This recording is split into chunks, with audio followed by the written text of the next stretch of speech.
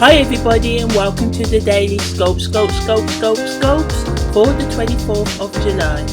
Okie dokie, so on the 24th of July the moon enters its balsamic moon phase at around 3:53 p.m. GMT times. All times I mention are in GMT. When the moon's in the balsamic moon phase, this phase can increase external conflict with others and a feeling of discontent within yourself. So there can be a lot of mood swings. You can also have trouble with the positive and negative energy, your masculine and feminine sides of yourself, the part of you that wants to retreat and the part of you that wants to sort of like take action, ignore the emotions. So try and find a balance if you're affected by this. Also on the 24th of July, Mercury makes a sesquiquadrate, a C-square, which is a 135 degree aspect to Neptune. This entered on the 24th of July and will last until the 25th of July at around 2 a.m. Strongest around the 24th of July at 1:57 p.m. So when Mercury makes a C-square to Neptune, this adds a sort of getting lost in your imagination. Now this is a subtle energy, so it will only really affect you the most if you have strong Neptune, 12th house, maybe Sagittarius, 9th house energy in your chart as well. Also, if you've got strong 3rd house and Mercury, you may find yourself being more absent-minded, more than getting lost in imagination. You get lost in your thoughts, in your intellect. People can say one thing and do another thing and mean the other. So there can be a lot of deception, manipulation and miscommunication caused by this aspect. Your imagination can run away with you under this transit. You and others can misinterpret things, as I said, what you see in here. So just be careful. Some of you may just be like, I want to live in a dream world, and choose to believe in a lie or allow yourself to be manipulated or manipulate others just to get what you want.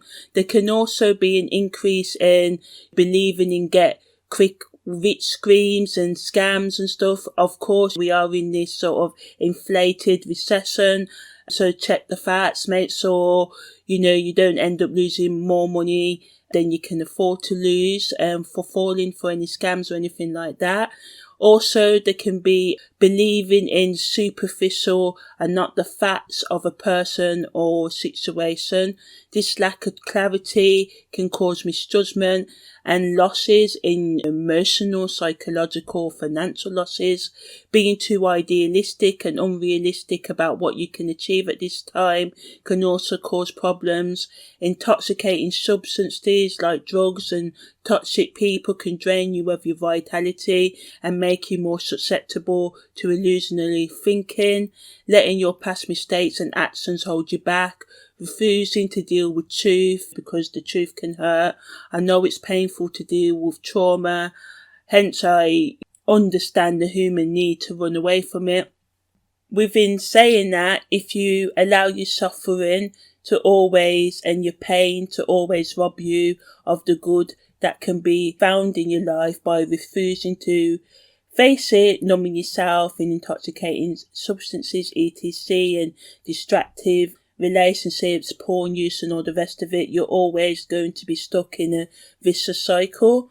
People can also lie during this Mercury C-square Neptune transit in romantic issues, hookup matters, to draw you into their web of deception, or you can be the one doing that, so be careful, because all the action has a reaction, as Newton or Einstein said.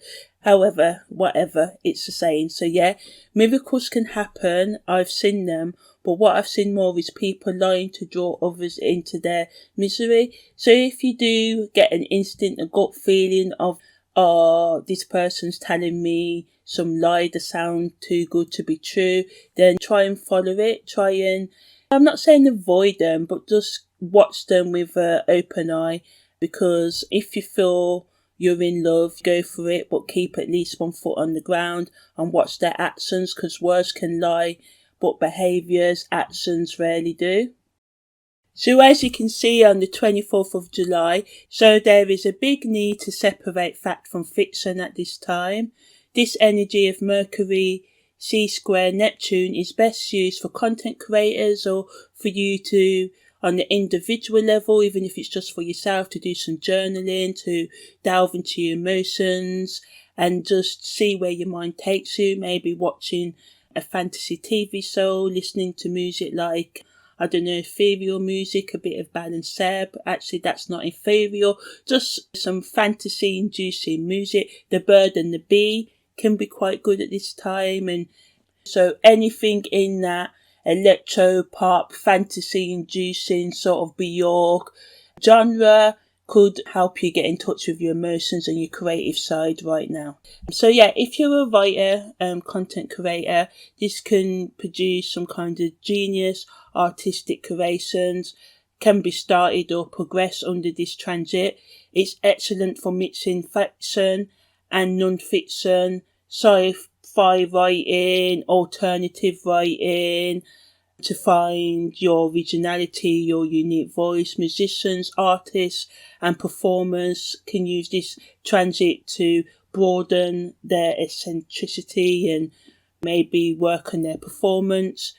It's also a good transit to talk about how paranoia and self-destructive tendencies, addiction, codependent issues and the human need to believe in lies, as the truth can be hard to face. In a nutshell, the ways we can imprison ourselves and how our cultures, belief systems and unhealed emotional and spiritual psychological trauma can stop us from reaching our highest potential.